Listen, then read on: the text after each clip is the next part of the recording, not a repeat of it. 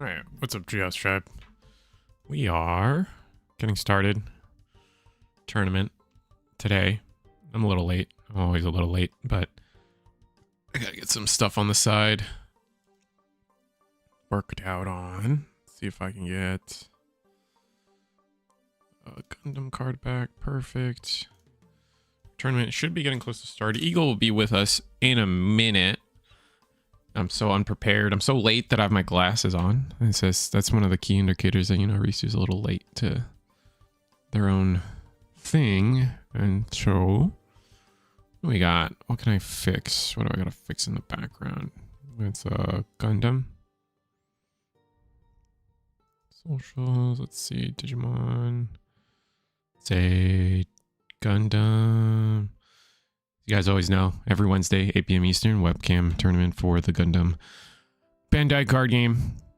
Come join, come all. Join the Discord. If I've said it 10 times, I haven't said it enough. Just join the Discord. Not a lot of links in the description below for today. It's just going to be if you want to join the Discord. And signups usually go up on the weekends. So definitely going to be how that goes for us. Let me check. Our players should be just about getting started, being seated at their tables. I think I'm gonna go ahead and grab table 2, unless Eagle is PMing me that a different table is worth it. Table 7 is literally I saw the future. We're gonna be sit at table 7. Ooh, Moss is playing one of our Digimon one of our Digimon stays. I'm gonna get the gameplay going, and then after that I'm gonna get Eagle on, because it looks like Eagle's ready to join as well. So I'm gonna go ahead and get the cameras. Looks like our units are already bumping heads. Oh wow, we are deep into 7 minutes, and God, I forget how fast Gundam is. So I guess round 1's a little scuffed. I'll get Eagle on in junk. There we go. I'm gonna go ahead and work on getting Eagle on. Where is this? All right, no, not good enough. Here we go. I'm gonna grab this. Let's go. Bam, bam. And get Eagle on. I'm sure Eagle already knows the room words and stuff. Yeah, Eagle's already here. That's crazy. And bam. What's up, Eagle? Can you hear me? I think I can hear you. I can. Nice. And is that all? Do I have to do anything? Oh, I have to get your link. So say one more thing. One more thing. All right. See, everyone can hear you. Sweet. It's been a minute, beautiful. Eagle. I got to see you for like 5 seconds at Las Vegas. Oh, dude, I was running around. We survived though. And honestly, I'm pretty happy. Pretty happy with how Vegas went. Yeah, I think in terms of like from the perspective of like the main event and then side events, we're able to kind of flawlessly go off this time. So that's really exciting. Sorry, I'm dropping the link real quick for stream. Of course. I gotta get your camera ready on the other end of things. Yeah. Oh, do you notice who we're watching here today? Yeah, we're watching Moss, and then Moss and Jinzo. Yep. So for anyone who doesn't know, Moss is one of our, I would say, pretty veteran Digimon players. Mm-hmm. Just given a little test chance for Gundam, see how he feels about it. And you see a lot of people go back and forth trying out the different games here at Eagle's Nest webcam scene, because we allow proxies of any cards. So if you just want to dip your toes, it's a really nice place to get started. Yeah, and like Gundam, I think Gundam's starting to like even out in the sense of like there's no longer like this crazy rush to get every single ounce of sealed product available, and like I think the scalpers are kind of moving on, especially with Riftbound, or like just as where it is right now, and then One Piece just getting another surge. I think we're finally in a peaceful scenario with Gundam, and we're gonna see the O get its pilot attached. Yep. Hapitus, and then targeting Masala, because you target a Jupiterus unit, you get a draw from Pap. And thanks to the O during pair effect to get a rest G Fred here. Honestly, this is kind of a rough matchup for these red ping decks, just because you have so many awkward HP thresholds. Yeah. And if you can't get enough ping in a single turn, like a lot of these units are just going to find themselves repairing back up to full over like a couple turns, and it's just too much. Like, but what's interesting to me is like how does Big O react to, or at least the O decks? I keep calling it the Big O, but that's just too many animes crossing. But how does it react towards blue purple? I think I've been out of since Vegas. I haven't really followed too much, but from what I understand, but blue purple and the adapt, or what's his name, the Barbados adapt, are just kind of taking things over. Yeah, so I guess to kind of touch up on things like you're saying, Vegas, we had a huge blue purple showing. It was 11 of top 16 were blue purple. So a lot of people are like, oh my gosh, blue purple tier 0. But because of that, people have been brewing a lot more hate decks, because if you have one really good deck in the room, it's a lot easier to build around it existing, right? Oh, absolutely. So that's why there's such a surge in these blue-red or these red ping kill command decks. But answering your question, what about the O? We didn't see any O decks at Vegas. Right. Oh, wow. Okay. There's none in top 16. I'd give it a few reasons. Number one, the O's like feature like playstyle is at a level 7. So like your boss monster that you build your deck around is a level 7 boss monster. Yeah, so it's pretty hard to get up to that point, right? Especially with and aggro in the room. Yeah, they're just going to run into you before you get to level 7. Like an optimal game for blue purple, they're killing you by level 5, at worst like level 6. Oof. So that's painful. Yeah. I mean, that's also assuming like a high roll curve too. Yeah. So that's why you don't really see a lot of Ode blockers. But if you want to counter queue the like anti-meta deck, you can be anti-meta and play the O, because the O is really good in the red-blue. Oh, okay. And that's what we're seeing here. Oh, RX-78 with the Amuro Array, gonna rest the G-Fred one more time. Yeah. Oh, Ali, I'm sorry, Ali. I know I was like, yeah, we streamed to my channel last week, and this week we're streaming on Risu's. Yeah, it's just kind of back and forth. Like, it's based on who's available, what bandwidths we have, because I'll be honest, after last week, I was so dead. It was basically a full 40-hour work week followed by like 20 hours of working those One Piece Red Bull events. Oh yeah, well, like we were even supposed to, I think we were supposed to stream one of the Double Dawn events, and we just never got around to it. Yeah, there's just so much going on. Like, I just don't have the bandwidth to do more right now. No, same. I've definitely picking up a job, part-time job, and then just like my normal stuff. Like in Vegas kind of drained a lot of people. So like just coming out of Vegas, and now like was it like, I don't know how involved you are in Riftbound. They had their Vegas event, and it's just been a lot for the both of us to just keep everything up. Yeah, I'm not really involved with Riftbound, but I do pay attention to the game because obviously it's the new hot game everyone's really into right now. And if they do something well that I can implement in my webcam streams, I'm very open to it too. No, I agree. That's kind of my mentality of it too. Yeah, but as a whole, I know I mentioned on my stream last week, I thought Vegas was honestly like a huge success. The biggest issue I have with it, and I think you might have seen me talk about this in some other channels and chats. Maybe. Social media, you always have people saying, oh, this went awful, but you never heard anyone really say anything about this Card Fest event in Vegas.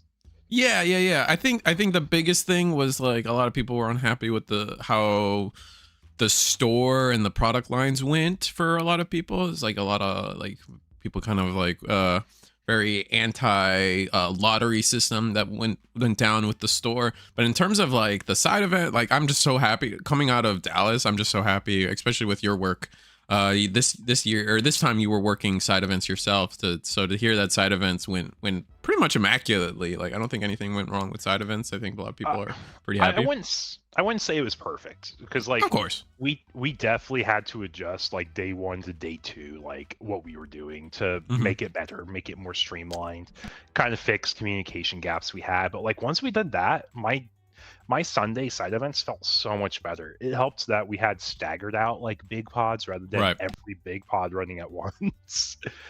But I was really happy with it. And that kind of like what Ali's saying, or yeah, I'm sorry. I know I see Ison on. I want to say your name's Ollie. Yeah. Yeah. I wouldn't say the venue was small necessarily because it was pretty. There was a lot of massive. space. Yeah. It was the entire second floor of the Las Vegas Convention Center, North Hall or South. I think it's South Hall. South Hall. It's like that's pretty massive. Now, was there like, was it super filled? You had things spaced out. Yeah, it didn't feel crowded after being like I've been at pretty much every card fest. I don't think there's one I've missed. This definitely was this one felt the most spacious. Like I don't know about the venue.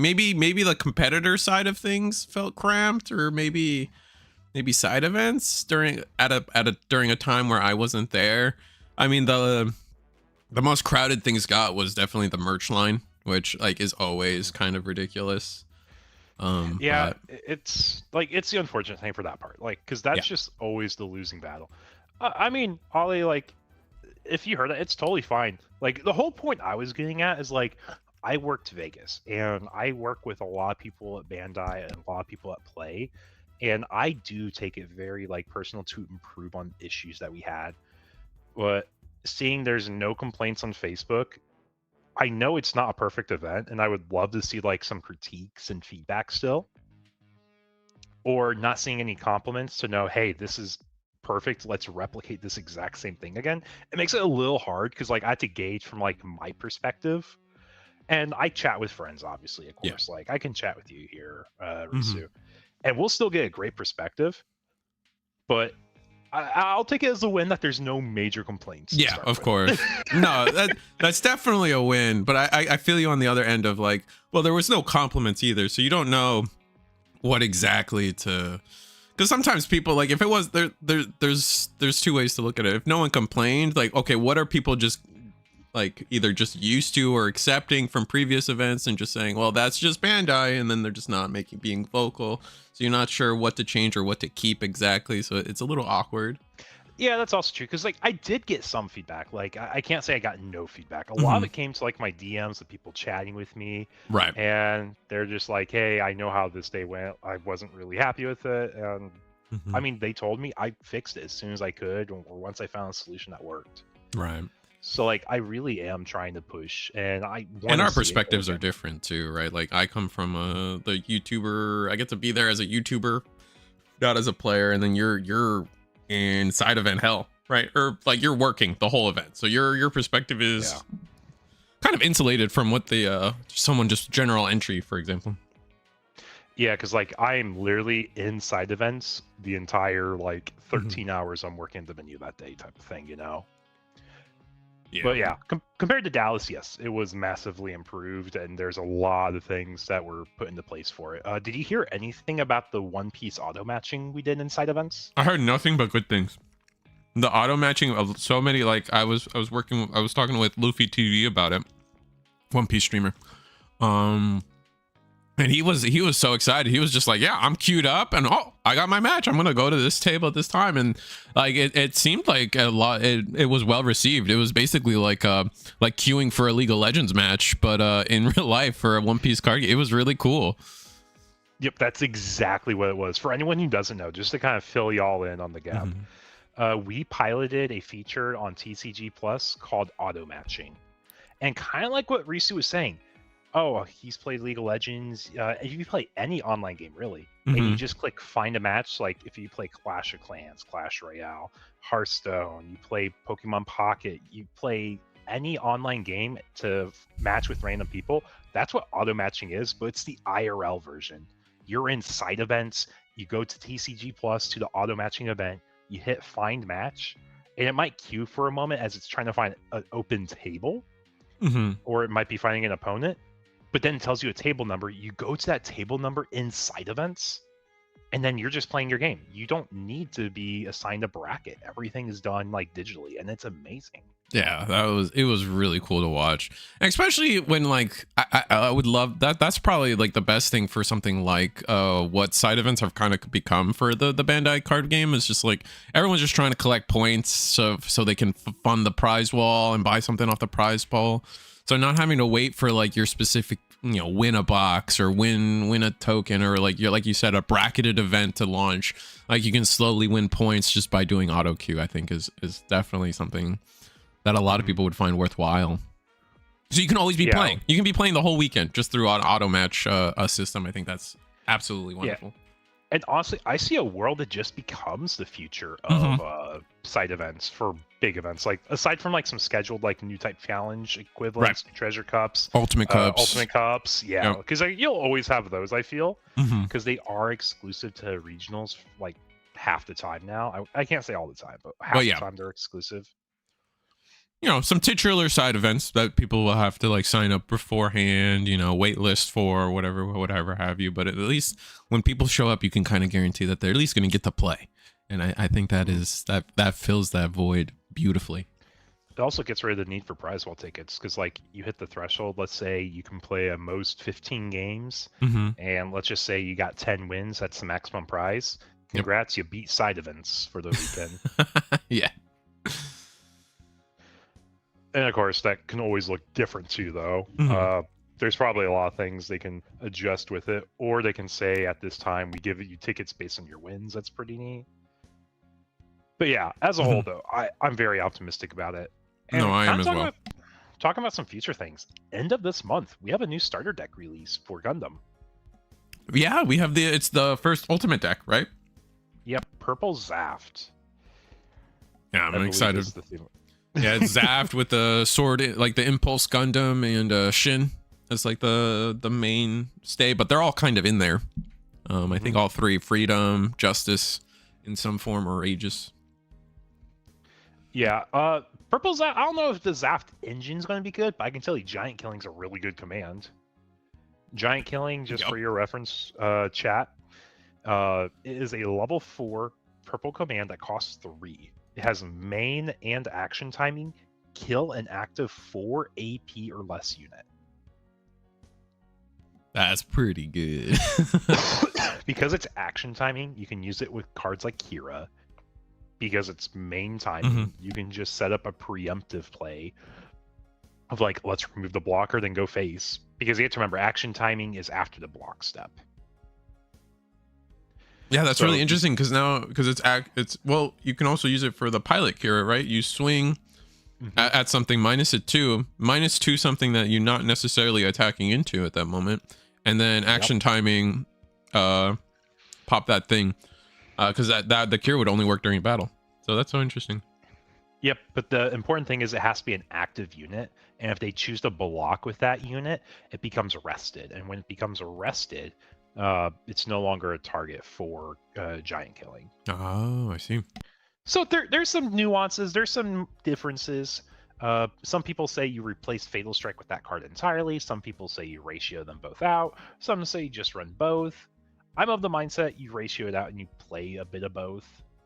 It's just, man, I'm still in the world of like Gundam would be wonderful. If there was ever a world where Gundam went best of 3, I would also love to see side decks become a thing in Gundam, because there are so many good cards out there that I feel like are just like I think like giving yourself access to like, you know, a 15 card side deck or a 10 card side deck in this game would be wonderful. And that conversation, like you're saying, the Fatal Strike versus Giant Killing would be a perfect example of like, well, I'm gonna main board one or I'm gonna side one out. This matchup's not great. Like that conversation, I love to have that kind of conversation in card game deck building. Yeah, because if you're playing against, like, let's just say hypothetically a blue-red deck, do you know what blue-red decks have? They have like very minimal low-level bodies, which means Fatal Strike's such a brick in those matchups. And I think that's kind of what our issue was in like set 1 or set 2, was why aggro and Wing Zero were so dominant. It was just like there was no deck that could really answer both, and then both those decks just were able to one or the other. Yeah, it looks like Moss is trying to survive here in this match, though. I mean, this is a tough matchup, to be fair. Like, the O makes it so difficult for your math to check out, but we get over Lua, so we extend our life. We do all range attack to do 1 damage to all the non-linked units. So we got rid of the Sayla's gun cannon. Right. And we can now swing, probably get rid of the K-Shot. Big body for big body. Unless you're really trying to farm value. Oh, we're going over the Masala. We're just trying to farm value. Yeah. Or we might have an interaction for that K-Shot, or we just say, we hope you don't have a link. We can do the best from here. Are you going to play? She Gundam. We have the Mafty pilot for the link and to do the damage. Might have it. No, looks like we're passing, potentially. Yeah, looks like we are passing. Yeah, just getting it down. The Mafty package is something I've started to see a lot. Ooh, gonna close combat. Oh, that's unfortunate. I mean, it's fine. That card got as much mileage as you expected from it, really. That's fair. Like, if you can trade one more time, it'd be great, but the fact that you're able to get, what was it, like, effectively 3 for 2, you're pretty happy with it. Or you might have done 4 for 2. I can't remember what he did on play, if he killed something or if he just did damage to it.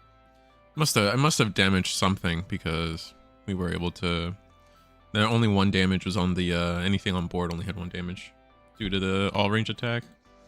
Mafty is solid, but a little worse than Marita Link's IMO. That's a fair point. I haven't messed with a lot of the Mafty stuff too much right now. The Mafty cards are just like very fair, and they don't give you as much card economy as some other cards do. People are so spooked by purple. I think they're justifiably spooked by purple, honestly. Like it was so after Nats, it was so clearly like what everyone was on. Yeah, but like it's not bad if a card's fair. It just means it needs more support to be like main meta. But yeah, it looks like it's the scoop from Moss here. He was fighting really well because like I said, I think this is a really hard matchup. And we were just kind of the fact that they lasted that long is pretty impressive on its own, in my opinion. Yeah, and they're like catching up. That was the other thing too. It's not like you're just playing the game. It's like you're actually catching up on tempo in that game. Let's see if anyone else is still playing. We should have a few tables. It's like table 6 is still going at it. We can do 6. Yeah, it looks like we got another O blockers deck. This is blue-white O versus... I'm not sure what the other side is at the moment. Yeah, it's hard to see anything on the in the trash. It's all lit up. I see 4 4s. I see a 5-5, but I think they're red-white is my guess, actually.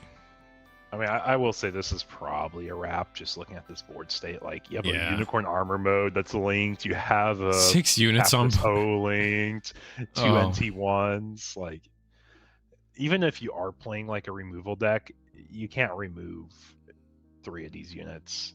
Yeah. You can remove 1 there. That's a 1 for 1. And turn pass. And we also have 1 card in hand.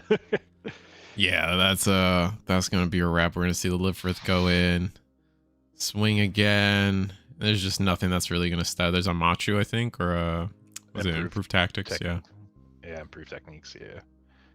Table 8's the only other one going. They're 27 minutes into their match. This is a wing against blue-white matchup, so it's a little bit slower of a match. So we actually get a little bit of gameplay here. Nice. All right. Oh, here comes Wing Zero. Rest in peace, heavy arms here, and Lifrith taking 3 damage. There we go. Yeah, binder collection Lifrith to point that out. Ooh. That is pretty nice. From had to get that one at Vegas.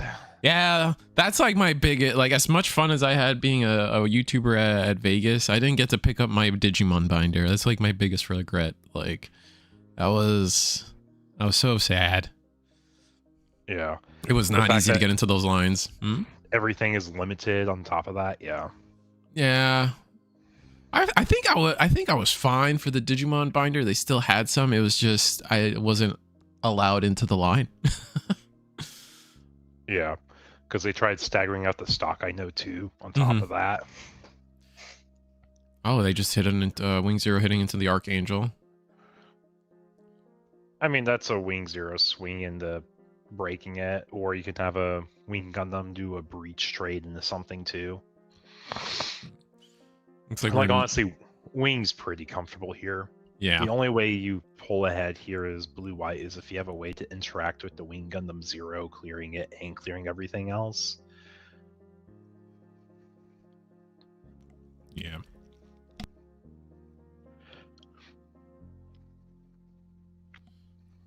And with 3 cards in hand, I don't think blue-white can do too much.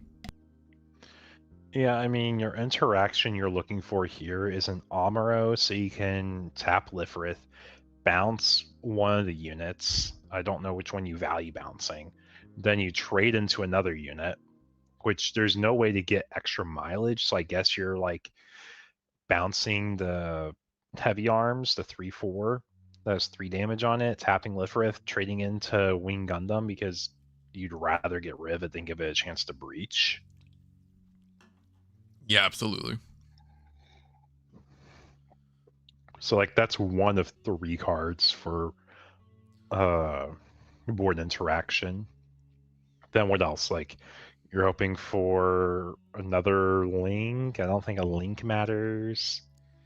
I guess if you do an Ale link, you can swing over Lifrith, take no damage, Archangel restand it. But like that's like almost a perfect 3 cards, and you still don't answer Wing Gundam Zero.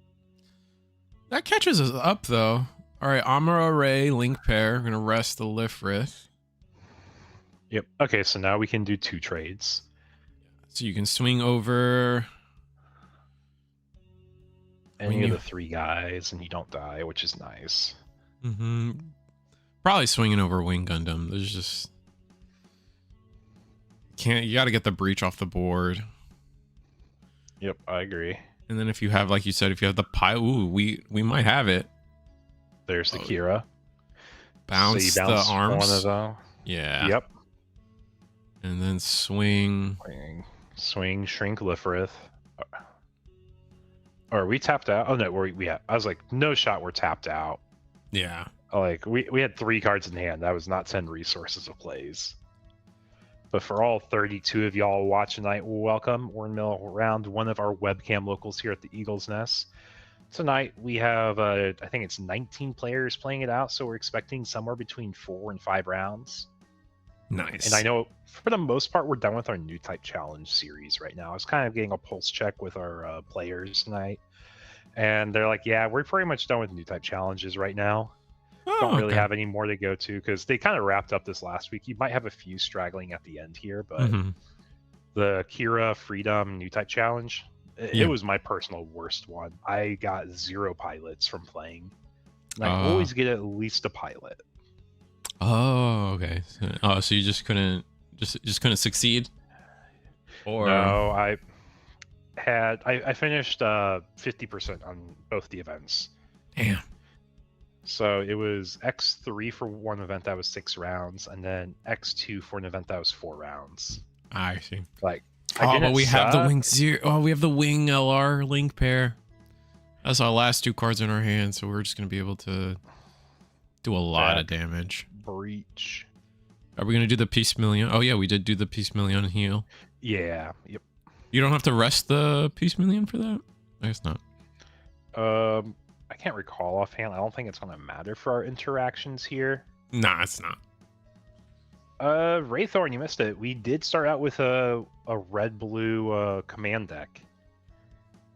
The red-blue, it was emphasizing the Mafty She Gundam package and is against blue-red O blockers, which is kind of a command deck too, so it was an interesting matchup there. But blue-red O took it away just because the stat threshold on all their bodies is pretty awkward and hard to deal with.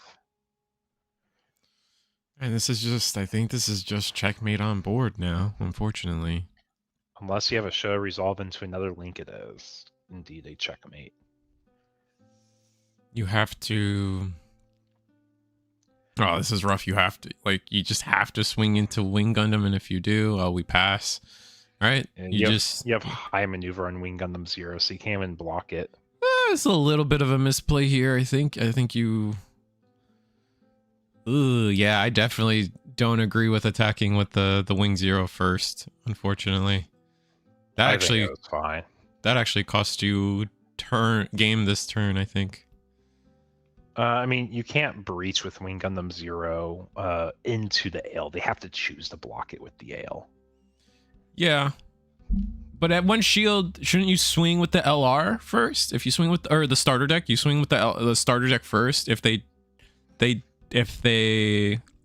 it's kind of like damned if you do, damned if you don't. They have to block it. If you block it, it just breaches. If you don't block it, then Wing 0 goes for game unblockable. Yeah, I suppose. It is a show resolve top 2.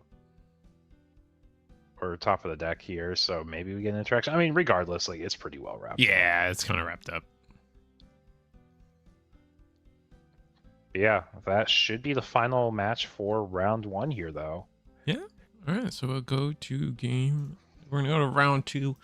But like Eagle mentioned, if I've said it 10 times, I haven't said it enough. Every Wednesday, 8 p.m. Eastern, we are doing the webcam tournaments for the Gundam card game. We took a little break for Las Vegas, and we've been bouncing between my channel and Eagle's channel. So definitely subscribe to both. If it's not on my channel, it might be on his, and then we might even put another person on rotation for that kind of thing. We'll just have to see going forward. Life's just an ever amorphous blob of changes. But otherwise, join the Discord. That'll be the way to stay up to date to everything and anything we do here at Eagle's Nest, including future new type challenges or Double Dawn events or whatever we might be doing. That's yeah, we got some things coming up, and I'm excited for it. I haven't announced it officially yet. I've told players I plan on doing it, but we'll be doing another sim local. So if you guys saw any of our MSA locals, we'll be doing one of those. Ideally this month. If not, it'll be like at the start of next month. I want to do it as like the farewell to GD03 without the new star deck format, just so we can have like one big tournament on paper for it. And what is MSA? It is Mobile Suit Arena, which is a free browser or free browser client where you can effectively play Gundam and just test out decks, cards, get an idea for what you like, learn how interactions work. A lot of the time, we try to keep everything. When I say we, it's really Doug who runs the site and keeps all the interactions in check. Sometimes there's some bug hunting to be done, but that's a lot more common at the start of a set. Yeah, so it's basically a webcam or web browser based simulator, and we'll be trying to host one of those this month. The last one we did, I remember the first one you did, it instantly sold out. I think you hit the player cap on that one. That was crazy how popular that was. 124 player cap. We had 108 that were checked in ready to play at the time. Is like people not submitting deck lists, but like at that point it's fine. It's still a win. Like no, it's so crazy cool. But that being said, we gotta get to we're gonna get to round 2 in a second. Yep, just paired them actually. So good time in there. Chat, what are we feeling? Is there like a deck play style you want to see? You want to see some more of that legendary blue purple game action, some Wing? I love Wing. I know a lot of people hate Wing, but I love Wing. And I just and Wing will forever be my placeholder until Celestial Being is actually part of the meta in some way. Let's see. If we want to hop over to table 4, it should be a pretty unique matchup here. I'm gonna go ahead and jump that way. It's round 2. Yeah, not emphasizing Wing yet, but something we haven't seen in a moment, a unicorn deck. Ooh, that's exciting. And I guess I should classify, like, it is a unicorn deck because it does emphasize 4 Boniger links. It's not like a side unicorn deck. Yeah. Where it's like, here's 2 Bonigers and like a 3/3 or like a 1/3, 1/2 unicorn line. It is a full unicorn line. Future RD, let me tell you how sometimes in the commentary game you have to pitch softball questions to your co-commentator so we can discuss things. I mean, sometimes you can do the wind up where you know they don't know and you answer the question anyways. But it's just explaining things for anyone who's not aware here in the chat. But we will be announcing that. I'm probably going to be attaching some pricing to it for y'all. Nothing like super crazy, just like, hey, a lot of people have played before and they want to play for a little something. And there has to be a point where I bring in a little something, and I like putting money towards MSA. I'm a Patreon there, so basically funds the Patreon to basically say, Doug, thanks for the work, keep it up. That's really great. Side note, nothing to do with Gundam, but our top player is using these, like, I think they're the female samurai dragon shield sleeves. I forget what they're exactly called, but for whatever reason, every copy or every set of these sleeves I've owned smell like maple syrup. I don't know what that's about. It's weird. and if you have these sleeves and you haven't thought about that before, do a double check. Do a quick whiff. They smell like maple syrup. I almost guarantee it. It's kind of weird. But okay, so we got show resolve early. This is the best time, especially on an empty board against I guess it's red blue commands. So we were just talking about a commands deck. Yep, red blue commands. I got you. Who is it, Ryan? I got you, bud. Got some red blue commands against a unicorn, and I think that's fun on paper, but I think it's definitely unicorn favored. Yeah, we'll see. Resting 4. Here comes the NT. So you're just gonna have to give up on the draw because the commands deck is just not gonna really play units for a minute, I feel.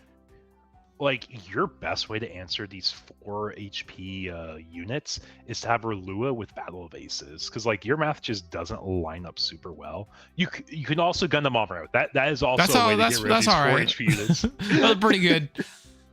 And then we're just gonna pass on that. Yeah, we are tapped out effectively on our bottom player's side here. Going into the next turn, all resources active. We know top player is playing a bunch of kill commands, so we have to be aware of action timing, both in-step and battle action timing. Rest another 4 here. I love the Celestial Being resources. Here comes the Masala with the Benager Link. Or it's not a link. No, it's a pair. It's 6 HP blocker. Ooh. He said, you know what, Bonager, he is the best statted unit I got, or pilot. Let's make our blockers massive. It's not 6/6, it's a 7/6 blocker. We can eat up anything and kill anything in the swings. And repair as well, right? Blocker repairs, it's Oh, here comes Kashat. LR Kshatriya. With an Amuro rare pair. Oh, this is actually kind of a fun interaction. We're going to do the K-Shat ping first, then the Amuro rest. So now we can either go face or we can trade. And I think RX trades here every single time. I think so too. Like, this RX got 3 cards for the value of 2 cards. That's not bad. Oh no, going for the EX base. Face? He went face? Oh, interesting. Oh, he thinks... So just didn't want to block, yeah. I guess the macro of the matchup is, like, you don't think you outvalue them because you have so many commands that fill up your hand, maybe? So every body you have has to do some form of shield damage. Because you're only going to get so many. Oh, we got O down. Oh, and we have the Polylit. Do we have the Mr. Possum himself? Do we have Papadus? Yeah. There he is. There's Pap. Oh, that's going to be huge. We're going to be able to rest the K-Shat. Are we big enough to survive the attack? We can't trade and survive, unfortunately. No, but you can clear board, and you're just as happy with clearing board. I mean, especially if he's trying to be on the aggressive, I feel like you're in a better spot to start valuing board trades. I would almost try to find a way to... Because we have the repair, so I'm just like... we I mean, we win the long game, right? So if we just trade one unit, we don't have to give up the whole board. I mean, you can swing base with Masala, rest K-Shot, and then swing the O over either of the two. Yeah, O's just going to go over RX. We'll take 5. We have repair 3 in our body, and we have a blocker that can eat up a swing. So, in turn, action step, any action steps for 1 resource, not really. The best you get is stealth stratagem, but that only affects like 2/2 stat units. Yeah, and now once again we have that we have that 7 or 6 HP blocker which dodges Amuros. So I like this route. We don't have to clear board. Like every unit for them is infinitely more resource costing for the red blue, since a lot of their deck is going to be those commands. Now we're going to attack with the Kshatriya. That's going to be 7. We could choose to block. We're going to let it through. We're just going face. Like, I don't know if I agree with that. I really think we should be trading here. Because, like, the more time you give the O to set up, the more wall you can set up and the more interactions it can do against your board. But, are we trying to set up a Banshee line for late game? Banshee is really good into the O, but I don't think it's enough to just ignore the current board state. So, unfortunately, we still don't have like a great trade into the K-Shat. 3 is 4, 5. Is this a Link we're playing here, or just another O? Another O. Another O. So regardless what we do here, if we trade into the K-Shat, it's just going to be like card for card. But I don't think you mind that at this point. All right, Lifrith. Oh, I mean, with all these blockers, I think you just swing face. Or yeah, Masala swinging face isn't bad. Masala swinging into K-Shat's fine also. I like the idea of, what's the rest condition on Big O? One of your repair units has one of your other units with repair when it swings. It rests a unit with equal to or less than level. Right. So the Masala should be able to, the Masala attacking should be able to clear the Banshee? Oh, yeah, if you swing Masala into anything, you rest Banshee, which has 4 attack. And 4 attack does get through anything else. So we have the O swing into base here. We're just going face, chat. Like, what do I know? Both players say, you know what? The game is face. Yeah. That's all we're doing. End of turn, any actions. He wants to repair. You got 3 resources up. Yeah, there's nothing there. But yeah, we're just ignoring the board state. Like, you're not scared of 12 cards being in trash yet, because it does take a moment to fill 12 up still. But all range attack does 1 damage to all non-link units. Not paired units, but link units. So we can still get the 1 on the Bondager stack. Put 3 on the Lifrith. Right, so, yeah. It'll be interesting. Yeah, Zephyr, you're right. You got to hit face to win the game eventually. You are right. Face is the place. I just feel like the O deck has such a good spot to like play a greedy game. Especially since you have repair 3 natively on your O stacks. Like, yeah. I think this turn we might see some trading from the O on their next turn here. Like with the O clean on damage. Should be able to trade into Kshatriya or the Banshee just fine. And Kshatriya will go into, I think we're challenging the O, and we are going to go ahead and trade. Banshee goes in. That's going to be 5 damage. But that Battle of Aces or close combat. Battle of Aces makes sense. It's a damaged unit. So that took a lot of cards for us to interact with the board. But we did it. We successfully got rid of most of the board. And draw for turn. Did, but now this O gets to attack for free, more or less. Start chucking away a third copy of the O. That's crazy. Rest 3. Oh, this is a unicorn. Yeah, it's the vanilla overstated unicorn. I forget what it's called. It's got the armor on it. That's what I remember. The cannons. So, question for you, Risu. Back in Digimon days, you remember like BT4, BT5 era, it was super important to min-max your stats.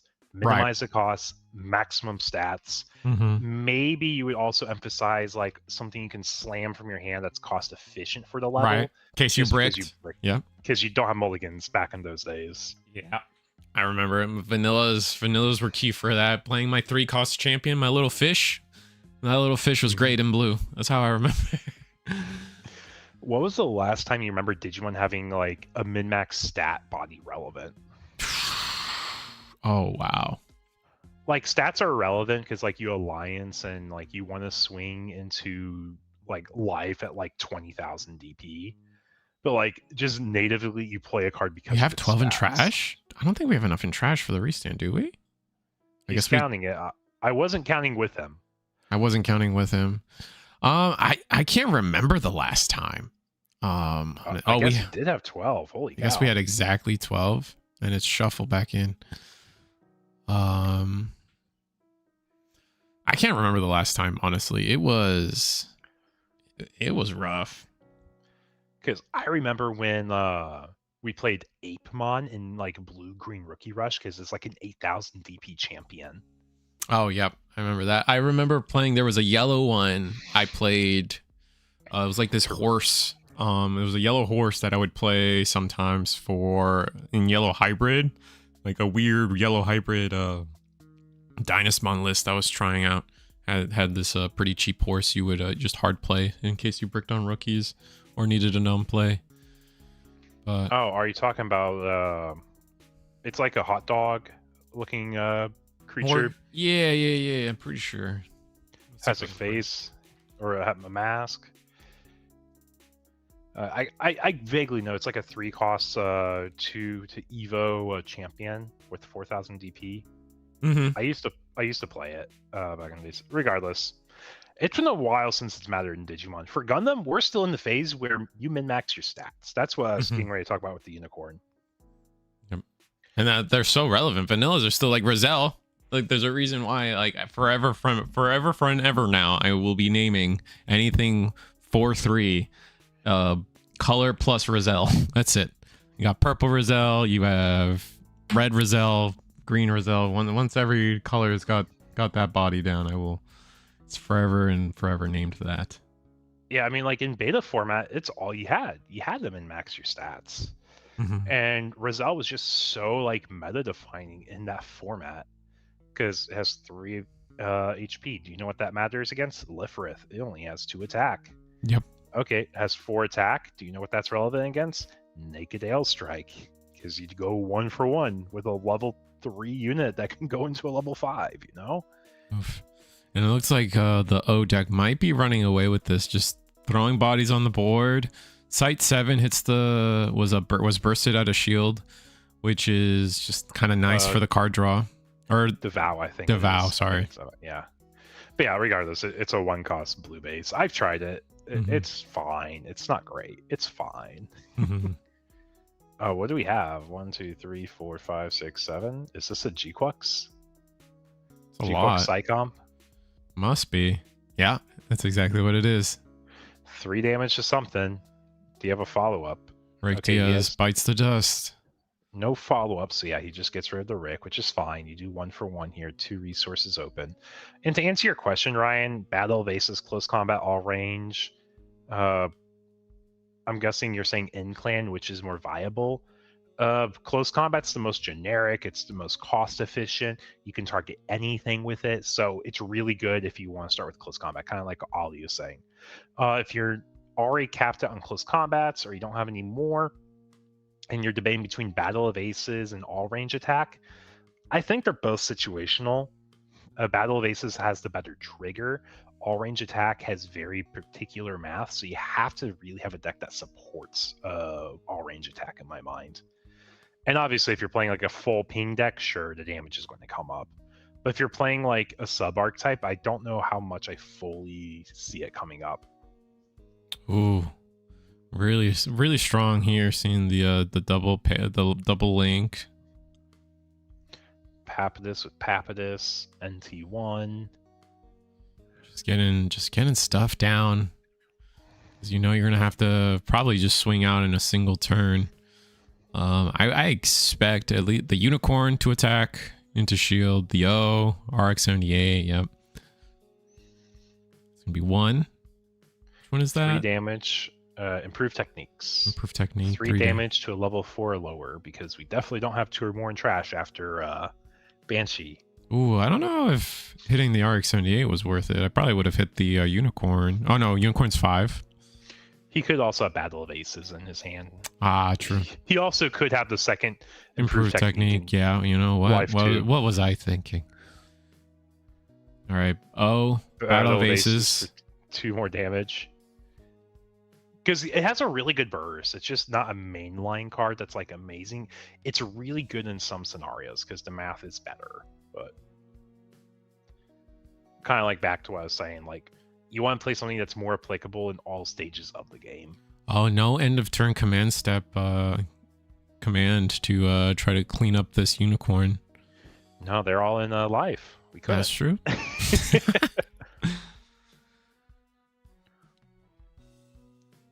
right, what do we got? Psycon, this is gonna be the first turn Psycon will be able to attack, and we got a second one down, throwing more damage out. That's gonna be hit the unicorn, I imagine. Yeah. Yeah, clean it up. 3 more. 4. Ooh, nice. Gonna be the Corsica base. Plus 1 HP. That's gonna be relevant here, considering. No, I mean, we swing the Psycom. That doesn't clear anything, I don't think, because it's 5 damage on Psycom. Not when he cracks EX resource for unforeseen. Ooh, that's rough. Just enough. But yeah, he scooped there. Yeah, I don't blame him. Mm-hmm. He had to just hope he didn't have an unforeseen. And funny enough, it looks like they drew all their units and not a lot of pilots. I think might have been what their the blue-red struggle was. But yeah, that is Unicorn O blockers against a blue-red like command slinger, if you want to call it that. Very nice. Table 1 just wrapped up, so nothing there. Table 4 is what we just watched. Table 6. Table 6 is mid-game still. We got Clan against the Spellslinger deck. Nice. To watch more of Moss and his... I finally got to meet Moss at Las Vegas. That was fun. I got to meet a few people at Vegas too. I felt bad because I was tied up in side events the whole time, and they're like, "Hey, let's do something." I'm like, "I can't." I'm sorry. I had a similar issue in the sense that I wasn't a competitor, and all the Eagles Nest players were competitors. So I was just like, "Yo, you guys are locked away. Well, I'm gonna do everything and anything else." Yeah, I mean, that's a good problem to have for them. Yeah, for sure. For anyone who doesn't know, our Digimon scene is actually really crazy for webcam, and like they're probably some of the most active people I know, because almost every day since Vegas I've seen them playing in like our we have if you guys ever play here at the Eagles Nest, if you win a webcam local, you get added to what's called the winner circle. And the Digimon winner circle, it's active daily with chat talking about decks and deck building theories into like difficult matchups. And the only way you have access to that chat is if you won a webcam local. And our webcam locals for Digimon, back in the peak, we had like 40 plus people every week. I don't know if you remember that era, Risu. Oh, I do. It was crazy. We were considering having to extend the cap or figure out. It's because of that we had to figure out like what does it look like when we cap a tournament. Yeah, what does it look like if we run more than 5 rounds on a Monday night? Going into round 6 at 1 a.m. Yeah. Gundam was pretty big for a while too. But yeah, Gundam, I mean, it's a new game. Sometimes Mhm. like everyone's excited about it, getting the game started, and I definitely think we will hit strides.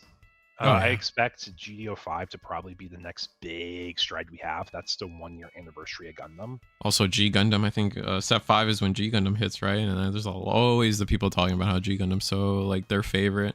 And I don't know. I think it's expected. It's kind of like you see it in video games too, where it's like a game's super popular for the first week of release, and then like 95% of its player base drops off after the first 2 weeks or something. And I think card games are kind of like that. And at this point, the people that are playing Gundam are truly the ones that are here to stay and want to continue playing. And I expect the scene to only kind of grow from this point. We see it with Digimon all the time. Like you think Digimon's dying, and then suddenly you have your biggest tournaments of all time the next week. Like it's so fluid. It's weird. Like, I have to give a shout out to Michael. In case you guys didn't know, our That's Monday true. Night Digimon, we've been averaging like 20, 25-ish people. We had, I think it was like 39, 40 on Monday night. I don't Oh remember wow. anymore. It was massive. We basically capped out a Monday night tournament. Oh, And for that's Digimon, it's awesome. best of 3. They're long nights. Like, our Mhm. players just love the game, so they play it. Yeah, if I didn't work on Mondays, I'd probably stream them or put more effort into getting on for those. Yeah. But nonetheless, like, it's a really cool thing to get going. And our players are so consistent. We have 2 people playing in Worlds testing in our webcam locals for Digimon right now. We have 2 of like the 8 or 16 people. That's pretty crazy to think about. Yeah, that is pretty cool. Well, I want to say it's like 16 people that play in Worlds. I don't remember how the structure is entirely. it's I think it might be 32 this year because I know the US we're sending how many? We're sending 6 people. Just the US or just NA alone, right? Oh, that's right. We had 2 Nats seasons. That's right. Mm-hmm. Yeah, so we're sending 6. And then I mean I imagine Japan is either the same or more. And then the Singapore, the C regions. China, I think I think China finally gets to join this time. Korea doesn't because they're too behind. I think it's something like that. Latin America sends their own players. I think they send 2. Yeah, for whatever reason, they only get 2. Mm-hmm. But yeah, it's a really cool scene nonetheless. And I am super excited to see how our players do at Worlds. Yeah. And I'm really hoping to see our Gundam scene grow. I mean, I know we're like really early format where it's like there's a little bit of like luck involved in the game. Every card game kind of does at the start, You're min-maxing stats. You can only do so much if you don't see the cards that min-max your stats, Mm-hmm. Yeah, no, I'm excited. I'm happy to hear that like everyone's trying to come together to make sure our NA representatives do well at Worlds. Yeah, one of them's an EU rep actually. Oh, okay. Well, nonetheless, the Western scene take it, and then we got the G Gundam with the Hathaway pilot, improved technique. Or improvised technique. But our red player is kind of out of cards in hand, so they're just Clan's like the mid-range deck, and mid-range is not in a great spot right now. You have to be full value or full aggro. Yeah. Although, funny enough, I feel like I don't know what your take is, but there's a point where I feel like blue purple trends more mid-range than it does aggro. But maybe it just depends on the definition of mid-range. I mean, it definitely can going into like next set with some other purple cards that encourage a late game package. And I'll be honest, like if you see blue purple and Limitless, I still call it blue purple mid-range. Mm-hmm. Oh, fair enough. Like, I think it definitely started mid-rangey, but then it became way more aggressive. Yeah, that's fair. Yeah, it looks like we have lethal basically set up at this point. What's your high roll potential as Clan? Top, like, 1 card in hand? I don't think you have one. Red Gundam Vanilla. Ugh. Yeah, and it's just going to be passed from there and send everything sideways. Give them a Marita so they could definitely go. So they can clear your board while going for game. Yeah, we're just going to close it out here. Swing Baby K Shat. After pilot baby to K-Shat, hand. we swing big K-Shat, and then we could do she. But yeah, that Easy should peasy. wrap up round 2, though, if not very, very close. Have you seen the stuff for the assemble sets? Sets are not bad. Cards are nice. There was a little bit of the assemble stuff at Card Fest Las Vegas. I got to visually see it. I didn't get to participate in the demo. It was really tough to get. I can't express to you guys enough how difficult it was to get into anything event like related as a GA as general admission. Like it was rough. I did get to play the Elysian demo though. Very, very happy about that. But yeah, it was basically updated reskin graphics from the like large test version, right? Mm-hmm. Yeah, no, they definitely are cleaning it up more and more. I'm very excited to see. And then the assemble also, like my store owner and one of our reps has sent some people to Gamma, so we've been getting pictures from the Gamma event and I forget where Gamma is, but it's like a game show. It's like it's a convention for card game owner or card shop stores basically, where a lot of things get to be demoed. That's where things where you saw the it was where if you guys are seeing news about the Haikyuu card game, that's all from Gamma, as well as the Pal World card game. There was some stuff there, but they got to see some of the assemble stuff, and it's interesting. I don't know how I feel about the terrain being like just like pedestals, like as someone who comes from like HeroScape or like maybe even like Warhammer, where like the terrain is a little more solid than hollow, I guess. I don't know how to explain it. But it's interesting. Miniatures are not something I'm super involved in though, so I can't have a great opinion. Yeah, okay, so all round 2 pairings are in. I'm going to give them about a minute or two to reset, go to the bathroom. I'm going to grab some more to drink myself, so I'll be right back with some water. But yep. Round 3 shortly, chat. Round 3 shortly. Yeah, Elysian was great. Elysian was pretty cool. I did it was just like a quick demo. It was basically like playing the tutorial again, but for you guys know what I'm talking about. But for like a full complete game. I liked it. It was fun. It was fine. I'm not a big I'm probably I don't want to call myself a hater, but I'm not like big into the idea of Elysian just because like Digimon is on set 24, right? Going into 25 after, and also like 11 extra sets. And the Elysian is looking to be a game where like it's like, hey, want to relive BT3? Like Gundam players, like everyone's Gundam players. Like let's put it in Gundam context. Like when we're down the road, imagine being in, GD03 or something. Are you really, is anyone here really going to sit down and say to themselves, gee, I really miss GD02. Let me relive GD02. Like, I really don't think any Gundam player is thinking to themselves like, man, I want to go back to when Wing Gundam was peak. Like, you know what I'm saying? Like, so, like that's kind of what's happening with Elysian. And like, and as someone who also plays like MMOs, it's a big thing in MMOs. You guys are seeing it like RuneScape Classic, World of Warcraft Classic. I'm a huge World of Warcraft guy, but I have no care for World of Warcraft Classic is what I'll tell people. Like I don't want to play the old stuff. Like I was already there. I already lived it. I don't really need to do it again. If that makes sense. And Eagle's back, so we'll swap to his screen. I was just going to say I got round 3 pairings up for folks. Nice. Gundam Pilots round 3 is up on Limitless.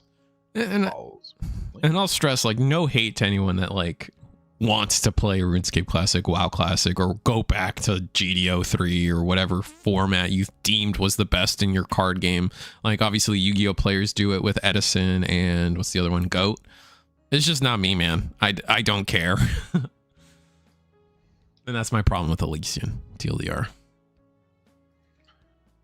Let's see. So I'm trying to see like what I actually want to follow matchup wise, because we have a few decks, but we don't have like our traditional spread tonight. Very heavy on O blockers. I think table one's going to be the more unique spread.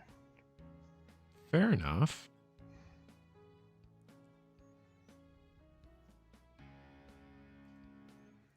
Let's see, our players are still getting their cameras set up and sat at their table. Yeah, was that your response to like Elysian with it being like old Digimon with new cards? Mm-hmm. Like they're adding a couple cards, but for the most part, the idea is like, at least as far as we know, the idea is like you're going back to like BT4 and reliving that format with some changes. Yeah, I think it's a mix for people. Like obviously, it's cool that you get a cycle with new cards that are exclusive to the client. Mm-hmm. That's interesting, for sure. I really like the fact that we can play through what old Digimon pacing was like, because people just don't know today. Right. Also, what does Digimon look like if you have very unique cards in the format? Mm-hmm. Isn't that what Duel Links is kind of like? You have a very different format too. I think Duel Links... We don't play Yu-Gi-Oh! Yeah, I was gonna say Duel Link. I think you mean Master Duel, because I think Duel Links is like their like speed format where they only get 3 zones and it's like a 20 card deck, 30 card deck. Yeah, I think so. Master Duel. Yeah, they just have different cards, a card pool entirely. Like certain cards don't come out for like a year and a half or something from their from the modern release or something, and they have different ban lists as well. So yeah, our table 1 player is MIA. Yeah, he might have ran to the restroom while his match finished. So if we want to hop to like table 3 or table 2, yeah, we do 3. We haven't gotten either player at table 3 yet, I don't think. Boop. It's going to be round 3 for the record while I change it. Our table 1 player just hopped in. Mother. Make things difficult. All right, let's go. We're on there. We're there now. I was going to say, I actually want to watch table 1 compared to table 3. Yeah. I'm swapping. Yeah. I appreciate it. Yeah. There's only like so much you really want to watch of like the O blocker. Mm-hmm. Like we've already seen it 2 rounds tonight. I think it'd be really nice to emphasize at least 1 wing deck. Of our 1 wing believer still in tonight's local. Hey man, that deck's getting wings soon. All right, it's gonna be great. It's gonna rise. Yeah. So something we haven't talked about really yet tonight, chat, is GD04 has Academy support, and it's green. How excited are we for Green Academy? Do you think we get Green Soletta with it? That would be, I think that's still like the biggest question mark in the air for a lot of like, I think that's a conversation that goes beyond even Academy, right? Is just this idea of like, what happens when we get a second pilot, right? Like, because I think we don't have a single, no pilot has unless you're counting Char, but it's a little weird with Char. Because it's Quattro, and they have like 2 conflicting, whatchamacallit, like game plans. Yeah, exactly. Did they confirm a Green Soletta in particular, Ollie, or is it just like Green Academy and we assume there's a Green Soletta? They might have said it somewhere and I might have missed it. I might have missed it too. Yeah, I'm not super, but that conversation is still like where I'm at with like what happens to a world, like what happens to deck building once we have 2 of any pilot? Like, oh, Green Soletta and it was a link station if I remember correct. Okay, cool. So like, yeah, I mean, let it like even by itself, like you could just play current white Academy commands, right, and just add the green. Most people were on blue because some of the blue commands were better, but now like if it means that like you have 8 Sulettas to go for your link pairs on Mercury, or it's not Mercury, Aerial Gundam, or yeah, I mean like weapons if like the new Stilettas, like one of those puzzle piece decks where it's like if you have what's her name, the other character from Witcher Mercury. Oh, I can't remember her name. Yeah. The bride, if you will. Yeah. What happens if you have both of them on board to do like the Witch and Bride, some synergy combo? Yeah. Like and it's like the old Soletta doesn't matter besides being an extra name for like the 2-card combo, you know? Mm-hmm. It doesn't necessarily make old Soletta busted. It might give you some links, but like what happens if the resource standing doesn't matter? That's true. And it's I not think like just a link alone makes it powerful, right? Like if Wing Zero, if Wingdix had a second hero, right? I think that makes him infinitely more powerful and consistent in the long game. I think a second Amuro, right, with everyone running RX-78, that changes the world. I mean, you have to be a somewhat quality unit still for it to matter. Well, I mean, a second hero for just the LR wing, right? Quality pilot, I should say. Oh, that's interesting. I actually don't know if that's true, right? Would you run another Amuro Ray if his stat line was simply 0-1? I think given with how good RX-78 is, maybe. For sure a hero. Like if you gave us like a 0-1 hero, the starter deck wing, in my opinion, the starter deck wing Gundam is beyond good enough to justify it. Because being able to I get what you're saying. I'm also just going to like respond to Ryan because I see him in chat here. It really depends. Like, there's a lot to go into the factors there. That's fair. Some of them, yeah, they're probably going to be overtuned. Like, you have the new RX that pulls Amuros out of trash, right? Right. It's like, does it matter? Because you can recycle the good one. Having another Amuro is probably like a 2-0 for linking purposes. I think that extra 2-of is also like game changing too as well though, right? Because like you just consistently. Yeah, I was going to say the consistency part is a nice part too though, so you don't feel like you're getting high rolled. Right. That's more my point. I think that's where I come from at it. Like it could be like literally a vanilla hero 0-1, like you said, the worst of stats for a pilot, and you would probably still run it just so you could have like that consistency of like having 6 pilots at minimum with the hero UE name. No, I'm sorry, Zephyr. Yes, it lets you recycle him. It ejects him on attack. My bad. Like I know you just got extra mileage of it, and my brain's just thinking the Char's unit that pulls from trash. Right. The Gelgoog. The Gelgoog pulls from trash. Right. Yeah. All right, so typical wing stuff happening on the board now. Just setting up blockers. Still haven't cleared the EX base on the blue-red side of things. So kind of going a little slow, but I think this matchup is really good for the O deck. It depends on the wing package you're playing. If you're playing the Chang Ultron package, it's really good for wing because you just do 5 damage to blockers. If you're not playing Ultron, it's going to be a little rougher, especially if you're emphasizing like the lock-on package to address whatchamacallits, aggro decks. Aggro, yeah. That's fair. I mean, and that's part of the discussion of like why I'm so in favor of. That goes back to like why I love side deck. I think Ultron Gundam is another example of a perfect side deck card. Or being able to adapt your Wing Zero deck to be able to say, hey, I'm gonna play the, like you said, the Dynamis Lock on Stratos package versus Ultron and swap between. Or it looks like we're playing the Death Scythe. And okay. What is this, Lifrith? Yeah, this is the event pack Lifrith, I think. Yeah, it is. So this is effectively like it's still good into the O because First Strike is really nice to have. Yeah. But it's not as game changing as Ultron. Yeah. For the matchup. It makes it, instead of being like 70-30 slant, like 60-40 slant, or maybe 55-45 slant. Ooh, getting down I forget what this 2 is Forbiddens. Forbidden Gundam. Now we got to decide, are we going to attack with the Masala? No, we're going to pass. All right, still going to leave the shields up.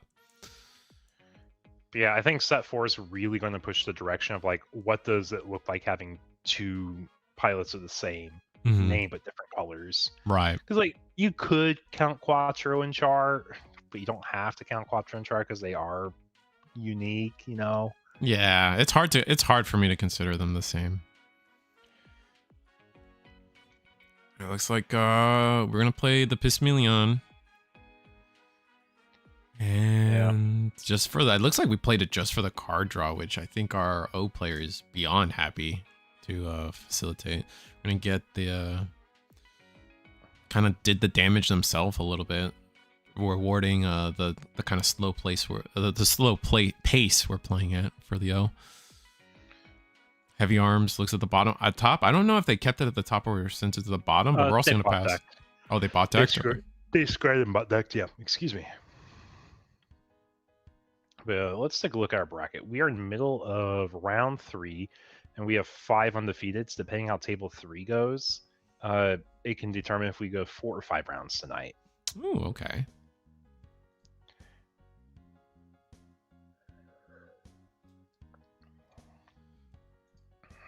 All right. So it's going to be the O's turn again. Are we going to continue with this a little slower pace game, or are we going to... It's like K-Shat comes down with the Merida link pair. So the damage is nice, but it doesn't remove on its own, even with the swing you aren't clearing. Do you have a Battle of Aces to accompany that and get rid of Death Scythe? Getting rid of Death Scythe would be very nice. No attack. Swing, ping, something, get blocked. What did we ping? Did we ping the Lifrith? Must have. Here, let me check. Did we get our ping for the Merida swing? Yeah, they pinged the Lifrith. Okay. Make it sure. Okay, cool. Thanks, guys. Yeah, it was the Lifrith that blocked. Good. Yeah, that's a hard thing because like you can shortcut it and you understand if you're talking to your opponent. For us, we don't see that, so we just rather make sure, you know. Because it is again the thing that's always key about Gundam is that a lot of these effects are just mandatory. Yeah, it makes some of it easier to rewind and understand like how the board happened to where it's at. That's probably like the biggest thing for like judge calls is like we forgot to do something we had to do. Yeah. And it's not like, what's the weird ruling? It's like, hey, I did a uh-oh. And like, maybe one of those things like, well, I bansheed with only 11 cards in trash. And they're like, what do you mean you did with 11 cards in trash? How can we even like disprove that or prove that? Even like a resource count, like, I don't know how I would answer that one like immediately. Because there's so many pieces that would go into it. Like, obviously, if it's like, hey, he has 2 resources. He obviously doesn't have 12 in trash, right? Right. But for anyone who doesn't know, it's something you do in card games as a judge. You do what's called like an investigation. And you have to piece together, okay, what's like realistic or doable for this scenario? What makes sense? What can we piece out? Has there been warnings of something of the similar type of call in this tournament? Maybe this player is consistently shuffling less than 12 from trash into deck. It's just, there's a lot of pieces to it. And you have to build like the most likely scenario and with the most reasonable ruling. Like if it's 10 resources and they're like, it was 10 in trash, like it's really hard to prove or disprove that. All right, so it looks like we did go aggressive this turn. Gonna go Battle of Aces on the well, if we did have the oh, that does clear the Death Scythe.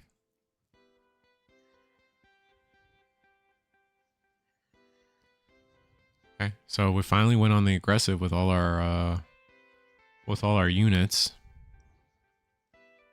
Getting our opponent down to 4 shields.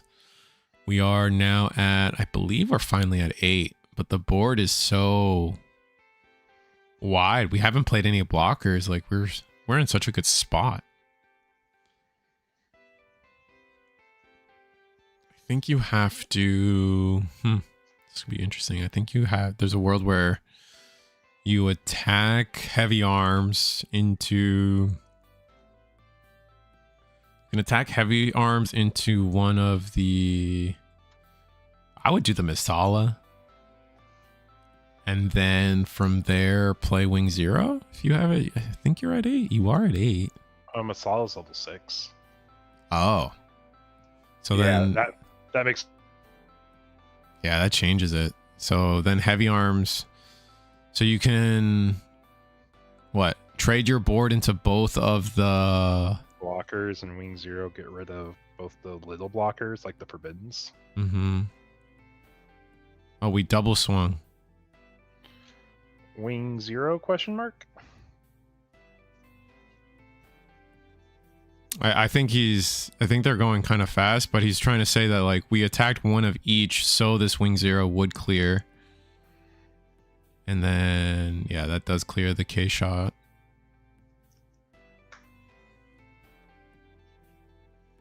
I almost wonder if it would have been better to double trade into Masala while you could. And then hope that next turn you can play a second Wing Zero to clear the Forbiddens. And just eat the 2 damage this turn. You can also just swing Wing Zero to go over, so you aren't eating damage this turn, which is probably a little more ideal for survivability sakes. O comes down. Looks like we're on the, yeah, like you said, the Health Scythe package, or Death Scythe package instead of... Ultron. Ultron, yeah. Haven't seen the Wu Fei.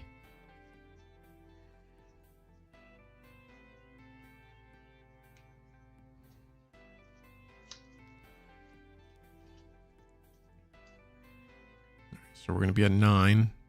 So we could Wing Zero Link pair. Death Scythe Link pair is possible. We do have the duo in hand. Not sure what that could do for us. Got out of life, yeah. I mean, here, Duo Death Scythe gives you a link to First Strike, but beyond that, I don't know how much tempo it really gives. I guess it's a lot of tempo. You keep a body, you get rid of the body. Oh, something I haven't talked to you yet about, Reese. Are you planning on going to any more regionals for this upcoming year? Got Virginia coming up for Digimon. Gundam for that one. We have Virginia, and then I think we have a Louisiana one. I was considering trying to go to one of them at least. There's also Peoria. Peoria, yeah. Illinois. I also considered that one. Yeah, go ahead. I'll be going to 2 of them. Oh, okay. Yeah, no, that might be a conversation I have to have, because I know, like, good friends of mine, Hyper Coliseum for Digimon, they're close to the, like, Illinois, like, Peoria area.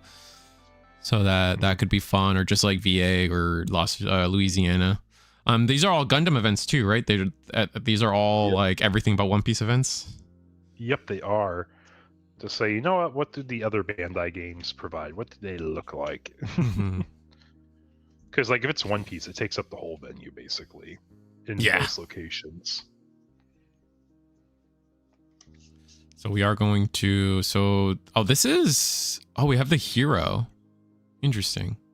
And this is the new Death Scythe, right? From the set? Yeah, it is. The Scythe Hell custom, or I forget what the full, like... The full name is. Here, let me look it up. I'm sorting cards on my desk right now. Is kind of chatting. You probably heard the cards shuffling in the background. It is Gundam Death Scythe Hell GD03. It's also your tournament pack winner card right now. Deploy, choose an Operation Meteor G Team unit. It can attack and activate enemy unit as its attack target during this turn. And it is a Duo Maxwell link. So we did clear the board. But man, our thing's damaged. And we have no sign of being able to repair. That's going to be rough. I don't know if this was worth it. I mean, that's assuming that they have a chance to ping and come back. I mean, they are like a blue-red Masala deck, so yeah, it's possible. But the board is clear.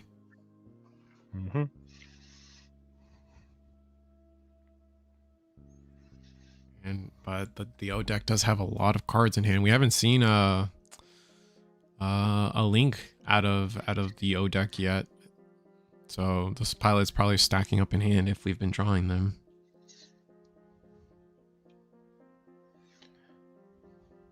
I mean, we could also just be piling up kill commands that can't kill anything.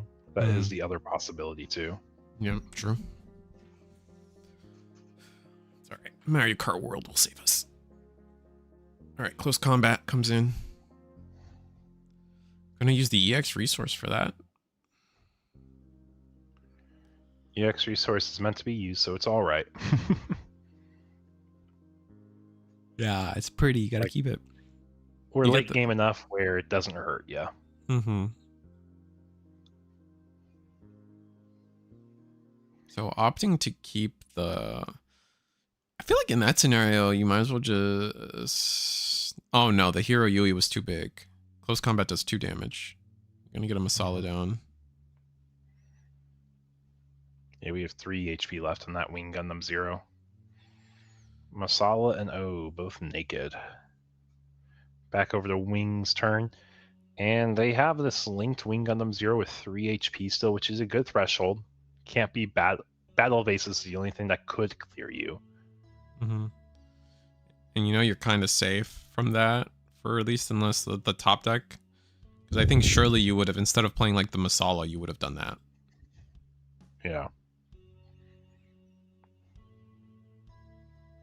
So I think for Wing Gundam, it's what, depending on what our hand is, of course. We have a full 10 resources available to us, I believe. So Yeah, it looks like we actually have decisions though as Wing, which you don't always have. Like your hand size normally depletes itself, right? Mm-hmm. Debating on if they want to attack into that shield or not. And I think you do. I think it's time. You need to start chipping away at shield. You need to start working towards getting game. Underground mining, 6 HP base for 1. Good card draw, so can't complain about that. Ooh, Yep. Getting the search. Path to victory or defeat. Top 5 for Operation Meteor G Team unit or pilot card.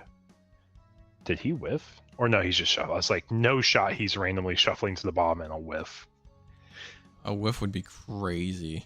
I mean, like, we don't even emphasize Kira Ale package as a side package. Yeah, I was gonna say, like, we have not seen that many blockers. To see all 5, like your top 5 be nothing viable. I guess it could be like bases and commands. What is a cheap, good deck to get right now, Panda says. Let's think through. So, if you play non-meta, it's obviously going to be cheaper just because you don't have as crazy demand for cards. I would say white-red was cheap before the set, but a lot of the red and white staples are starting to go up. Like, for example, your close combats, they're like $5 each now. They're more expensive than Amuros. And there's 2 printings already of close combats. Mm-hmm. And then your Justice Gundams are like 20 a piece now. So like that used to be my go-to deck, white-red. Now, if I'm saying what's the cheapest deck, 1 Year War is probably reasonably priced. Clan is cheap, yeah. We said meta. Yeah. I mean, Clan could be meta one day too, so it's like invest in your deck before it gets expensive and quality support, you know? That's fair. Zaft is probably your best position deck for like long-term get into now. When the new star deck comes out, you'll be priced in pretty well. Buy the star deck, see how it works with the old Zaft stuff. It just comes down to how much you want to get Justice Gundam. Wow, so Wing Zero having to deploy the Hell Scythe, Death Scythe Hell. So to allow the Wing Zero to attack over the O. And now I think we're just in a really awkward grind game. That's gonna rest it. Oh, that's not great. It's a 1-for-1 though. Yeah. We cleared the shield. 6. I think we're going. 6 Yeah, we're just gonna go face. Yeah. Also, if like the Kira Ale package wasn't like star deck locked, it'd be a little bit more reasonable for like just generic white stuff. But I think that's the problem, right? Like, I think so many of the good cards are still just like in those first starter decks. Yeah. Like, I would say that blue purple is also pretty cheap, but then you're like, oh, it's not that easy to get Iron Blooded Orphans, the starter deck. I mean, your Barbell R's from set 2 are 30 a piece again, too. Like, I think if I were to tell you get a deck right now, I would tell you to start building Zaft. Like, sure, it might have a weird spread right now. It's not really a full finished deck, but like with the advanced deck, you're probably going to be combining it anyways with something else in there, you know? All right, And it wouldn't be your worst entry point. So we went hell. Oh, we're gonna first strike over the RX-78? Wow.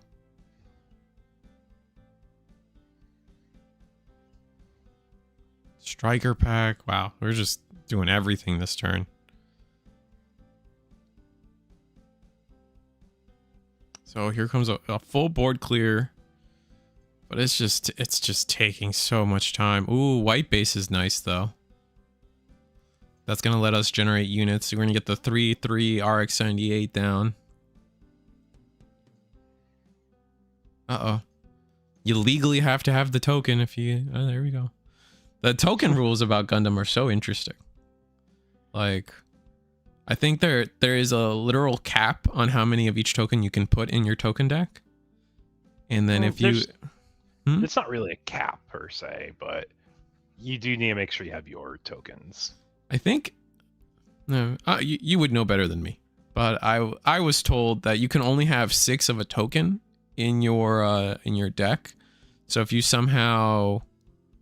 I think the only card that could potentially cause a problem is Corsica.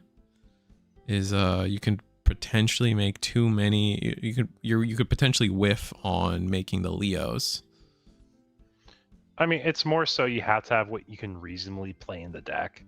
Like if you're playing Corsica, you should at least have 2 Leos and 1 Togus. So it's more in the minimums of having at least like the reasonable amount. If you're playing, what is it? The ad balloon archetype, what is it called? Cyclops. You should probably have 2 ad balloon tokens because you're going to be making 2 of them for most of your effects, remember correctly, too.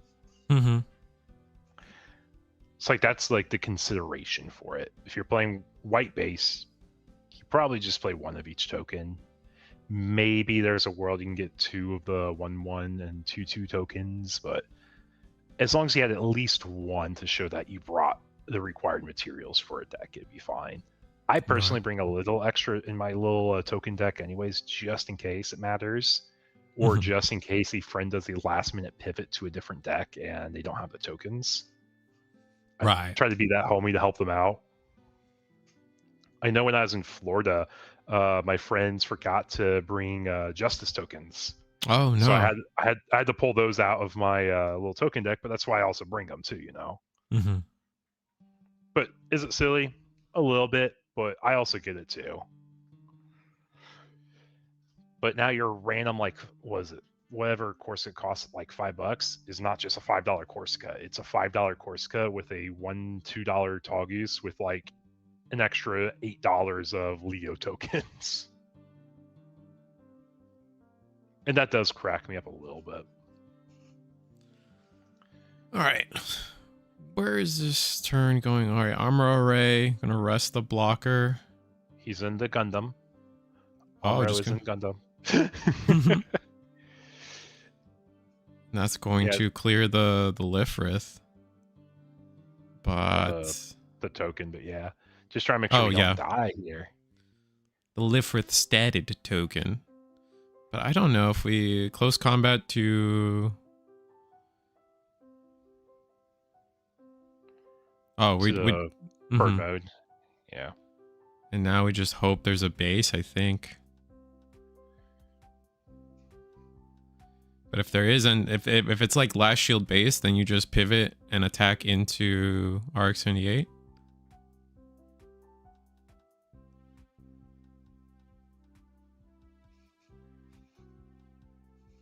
Yeah, it might just be clarifying. I think it's namings of cards. I mean, I think it's a pretty solid board state myself. I mean, they can ping me too if there's a disagreement on what's being done too. All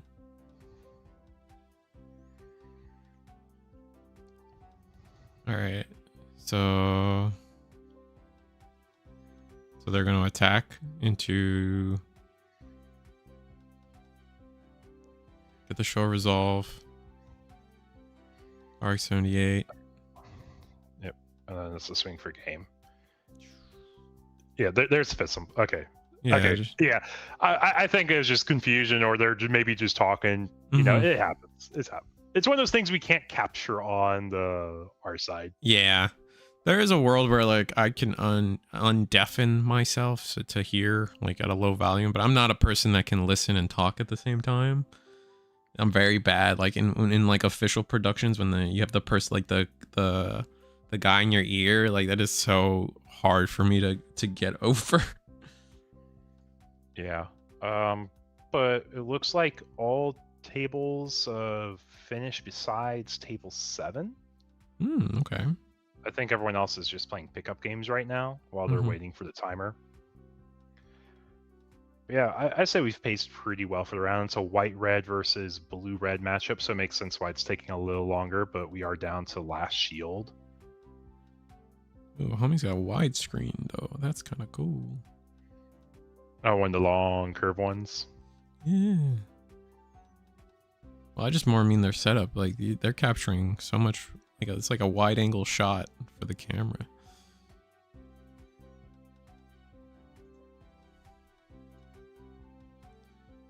Oh, last shield base changing everything. Yeah, it was more of like we had a base to play over our no base zone, it looked like to me at least. But yeah, for all 27 of y'all, 30 plus y'all, 41 actually now watching the stream, welcome. Hope you guys are enjoying the gameplay tonight. Showcase a lot of stuff that's not just blue-purple, which is really nice. I think some people are tired of it. Some people are counter queuing it. Some people are counter queuing the counter queue. And next round, we are guaranteed our final round for tonight, where we get to feature S. Kuma on wing.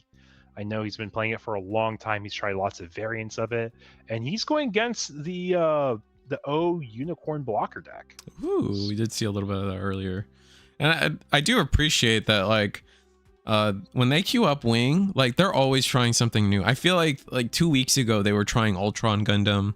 Like, it is they are definitely like piloting wing, but then trying every using Eagle's Nest as a testing ground to try every variation possible to see like what works good into what people are bringing. And I really love seeing them every week on that deck. So yeah,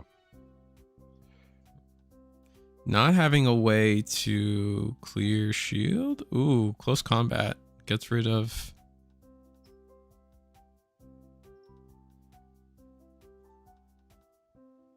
Right. It's going to be link pair for game. Do they have it?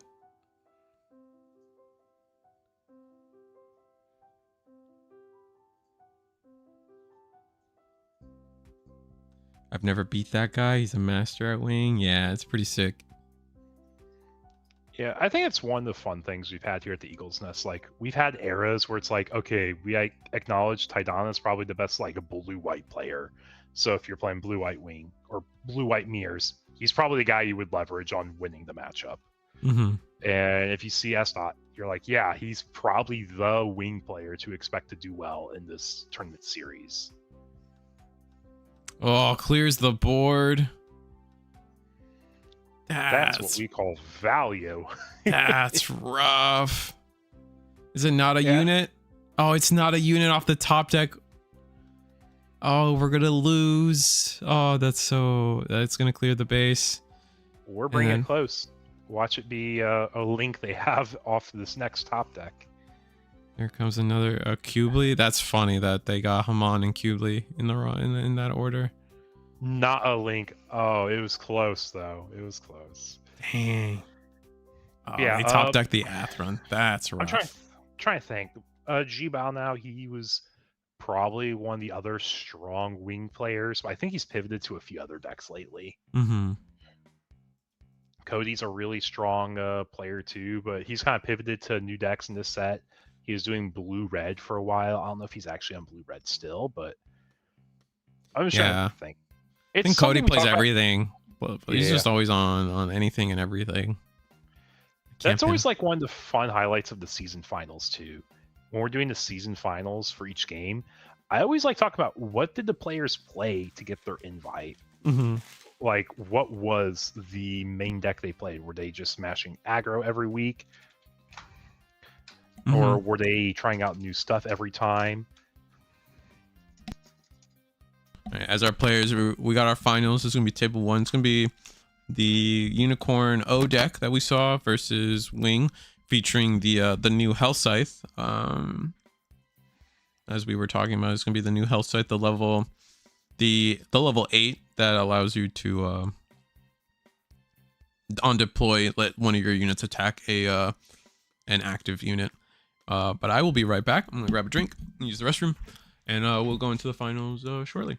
But the screen will be available. Eagle will be here. Right back. Yep. I'm just kind of chilling here at table 1 right now. It looks like they're just talking. They're talking with their hands. They're very emotional with their conversation. You know, it's like the whole Italian meme of like talking with your hands. I think that's what it was here at table 1. But nonetheless, we'll have round 1, or we'll have final round pairings here shortly.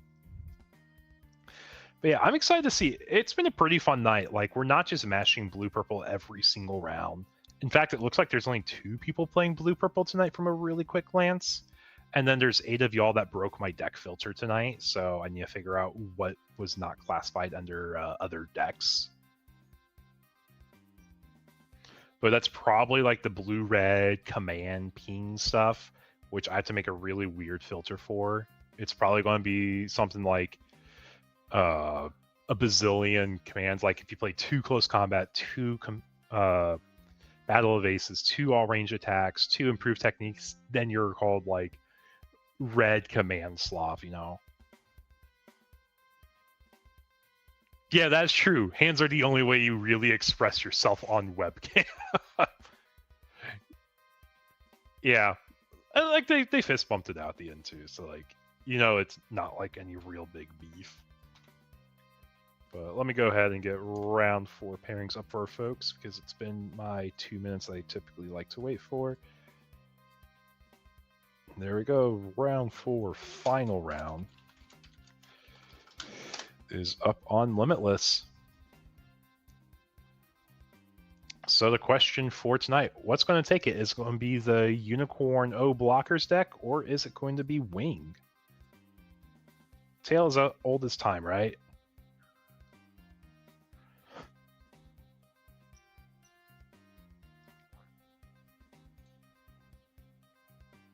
You call your deck a Unicorn combo. And I mean, Unicorn is like a pretty combo-y archetype. It's really fun because you can chain the links back to back to back. And link chaining is really fun, because like you just have the built-in draw engine for the deck.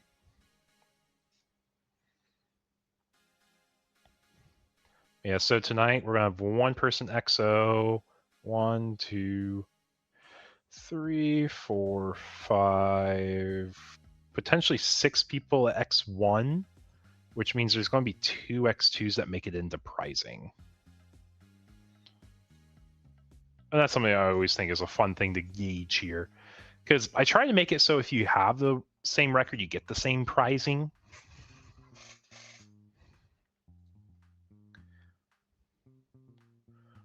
So what are we feeling, chat? Do we think it's going to be leaning towards Unicorn, or do you think it's going to be leaning towards Wing? If Wing was playing Ultron, it would be so much easier. It's a pretty polar spread like we were saying earlier. But with the Death Scythe, it doesn't feel as polar as a matchup. It turns it into a lot more like even of a spread. Not even, but like less skewed of a spread.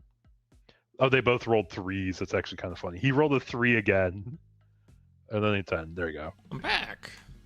Welcome back. Our players are setting up still, so nothing missed yet. Nice. Are we able to get a poll by chance? See what chat's thinking is going to take it? Yeah. Unicorn I O think blockers or Wing? I think I added you as a super mod or something. So you should be able to start. I think you're able to start your own polls now. Oh, can I? Risu said I've asked for too many of them. No, I'm just saying. I think that I think I just want to, because like they were telling me it's like, oh, you can have like super mods now, and I'm like, oh well, I'll just add you, Panda, a couple other people. Is that something you do in like YouTube itself, or do you do it on the Streamlabs or Video Ninja? YouTube or the poll? Yeah.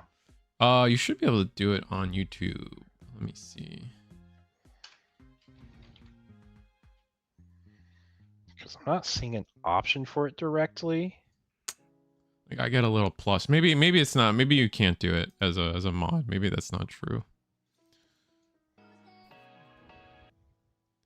Because it's next to the. It would be a plus sign next to the like button, or in the chat, or the emote button in the chat. Yeah, I can send you money by showing my support for @Risu_. Oh, nice. Or I Well can done. emote. I appreciate that one. That's a good one. Let me see. Let me see what I can do. I thought I added you. You are a managing moderator. What does that mean? But in addition, they can manage blocked words and change chat modes. Like, oh, so you can't use lame. Okay, I'll do a poll. But yeah. But talking about our gameplay though, Lifrith on Wingside with the heavy arms that lets you scry top of your deck against a Zwart. Zwart's a card that used to be like a really big contention point of like blue-white decks where like I don't like playing it, it can't swing face, but other people are like, well, it's your level 2 cost blocker, you gotta play it. But now it's not even like required to play your white decks because you have the option of playing close combat, which removes the body instead. Ah, that's true. Ooh, overflowing affection. Nice. Nice to see that card still around. Oh, gonna discard a striker pack. So curious to see what the rest of the hand is looking like if we're getting rid of some of our early game.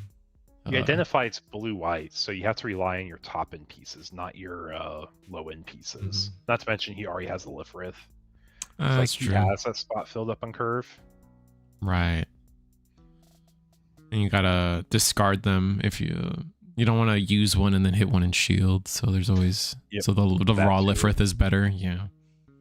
Yep, that's also true. Resting 4 here. Is it Masala? You have to be level 6 for Masala. Ah, it's gonna be the NT. NT1 makes sense. Amro Link. Not gonna get the draw, right? So, correct. But you rest and do a damage to something. Then you're just gonna. You can swing over it. You can use Zwart if you want. Just because you can say, well, Zwart's never going to get the value anyway, so you might as well try. But you repair it all off anyways.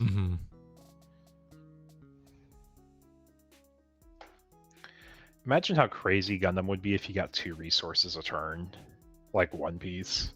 Oh wow! Yeah. I know that's been a conversation many times before. We are going to try to swing at the NT, but then block, and then we're going to double trade the NT away. So we did get to clear the board this way. Would have loved to do it in a different fashion, but this works. I mean, you went 2 for 2 still. Because technically, Death Scythe didn't cost you any cards in the interaction. You still have those 2 cards. Right. And then you spent the 2 blockers swing into the NT, so you can say it's still 2 for 2. Well, I guess it's like card economy wise, yes, it is 2 for 2. But then the NT did take out a card when it was played, so then it's 3 for 2. I don't know. It's hard to say. And you also don't get the effect of Death Scythe again, but we can actually swing into it with Death Scythe still because we have other Death Scythe. Oh, but we're gonna unforeseen. Oh, the duo, you can't modify the AP. And we're gonna do a homie. We're gonna do a homie check and let them take it back. Yeah, I was gonna say. I'm trying to remember even the wording of duo. If it says like you can select it and just do nothing, or if you can't even do that. It's been a moment. Let's see. Can't be reduced. You can be selected still. You just can't be reduced. So gonna be a homie and give that back. Technically was used though, so keep that in mind. If you are playing in a major event, if that happens, well, sorry, it's gone. Yeah, because you can still choose an enemy unit. Mm-hmm. You just don't get the rest of it, because enemy unit is the only like selection part you have to do. And I do like the idea, like over webcam, giving some leniency on that stuff, because you can't just actively read the duo. It's not in front of you physically. Oh, Wing Zero coming in.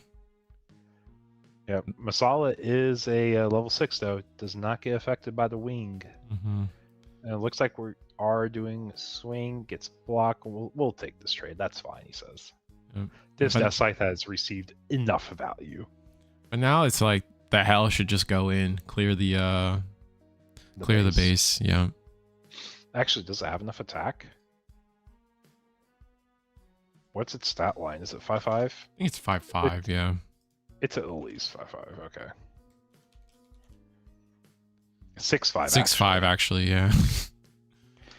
I still need to collect my winter cards for set 3. I just finished my set 2 winter cards for Gundam, I think. Nice. For anyone who doesn't know, I collect one of every card for Gundam. It's just what I do. I think it's fun to collect. Yeah, of course. I used to collect Tamers. That's what I used to collect in Digimon. Me too, but then it got a little too crazy. It was the pre-release stamps that burned me out on it. It was, for me, it was when we hit BT16 and like we started getting a lot of like in-set Tamer alt arts, when before they used to just be box toppers. Yeah.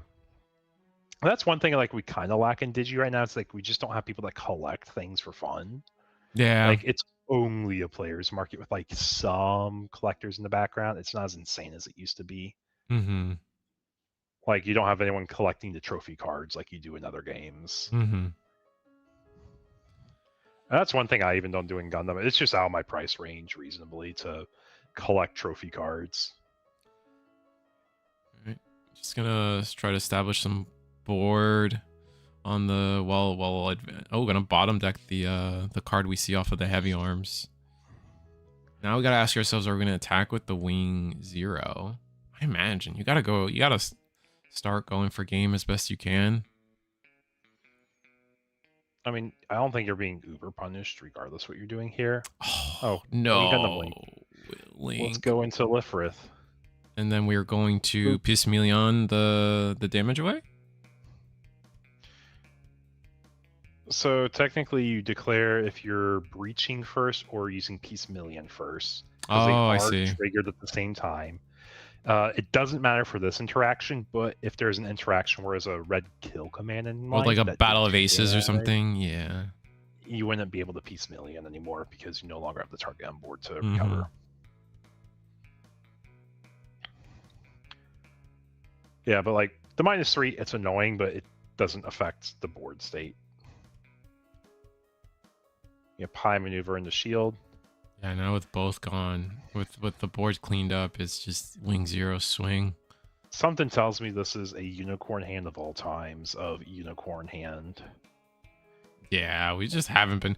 Honestly, though, we've just been seeing great draws from the Wing Zero deck. Like we were talking about how Ultron could be a really good big game changer for this matchup, and we've just seen the health side just do this, the death side do more, if not just like be able to push all the same things Ultron would have done, but earlier in the match.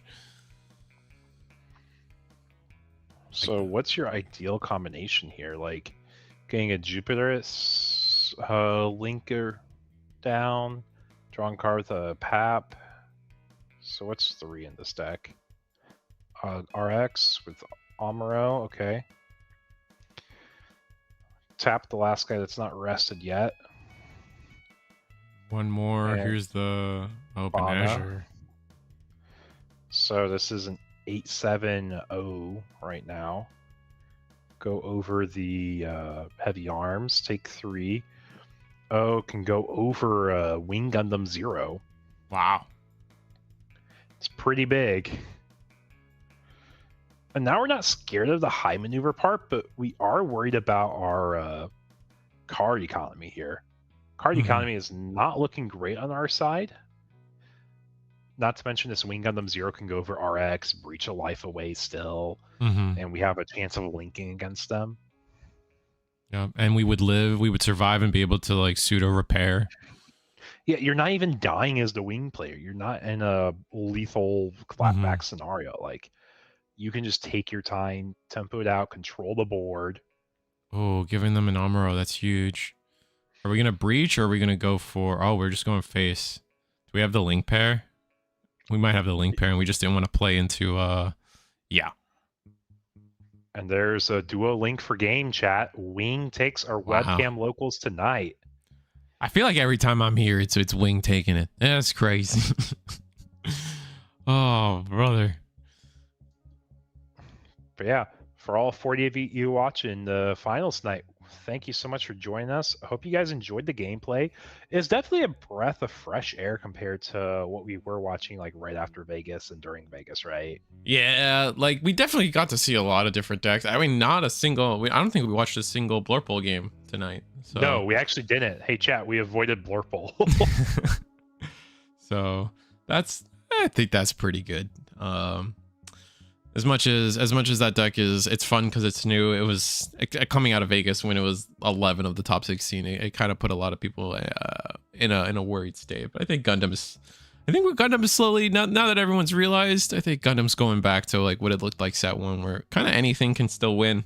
Not anything, but like really can't nail down who's gonna win, right? Yeah. Yeah, exactly.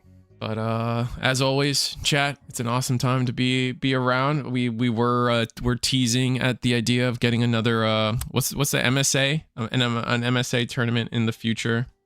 Do we have a link to the tournament tonight? Yeah, I can get you guys the link to the tournament tonight. One second. There you go. I already got it. All right, I nice. beat you to it. Nice. So follow that link if you want to see tonight's deck list. They will probably be posted at the full conclusion of the tournament. Obviously, table 1 might have wrapped up, but not every other table has wrapped up. So definitely within the hour, I expect to see the deck list up if you guys want to peruse.